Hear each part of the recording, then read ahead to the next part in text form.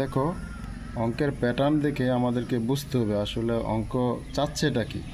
তাহলে এই অঙ্কে ধারাটির প্রথম 9টি পদের সমষ্টি চাইছে, অর্থাৎ এখানে যে দেখো 1 2 3 তিনটি পদ দেওয়া আছে, এরকমের 9টি পদ আমরা যোগ করলে যেই ফলটা পাবো, অর্থাৎ যেই ফলাফলটা পাবো সেই ফলাফলটা আমাদের কাছ থেকে এখানে চেয়েছে। তাহলে দেখি সমাধান।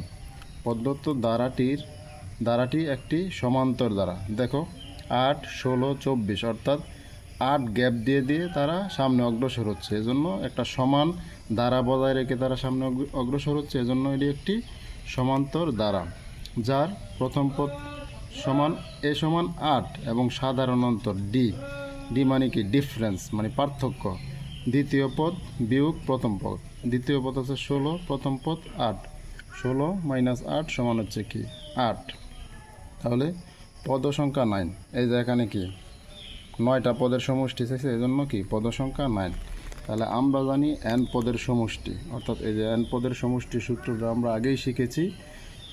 n/2 second bracket 2a plus n-1 into D, এটা হচ্ছে আমাদের nতম পদের সমষ্টির সূত্র।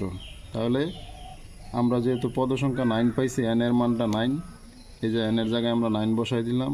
2 এর মান পেয়েছি আমরা 8 বসাই দিলাম, প্লাস 9 মাইনাস 1, আর ডি এর মান পাইছি এখানে, এই যে ডি এর মান 8 বসাই দিলাম।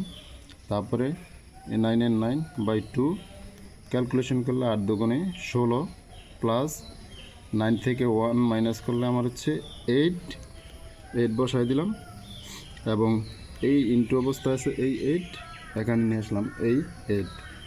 9/2 এর জায়গায় 9/2 রইল, 16 জায়গায় 16, এবং 8 8 64, গুণ করলে 8 8 64, এবং এই যে 9/2 এবং 16 এবং 64 যোগ করলে আমার হচ্ছে 80, দেখলাম 80, এবং 80কে 2 দ্বারা কাটাকাটি করলে 40 দুগুণে 80, নিচের 2 চলে গেল, এবং এখানে কি 80 খাইতে আমার 40 আসলো, এবং 9 দ্বারা 40কে গুণ করলে আমার হচ্ছে 360, অর্থাৎ এই 9টি পদের সমষ্টি, প্রথম 9টি পদের সমষ্টি কত আসলো আমার? 360।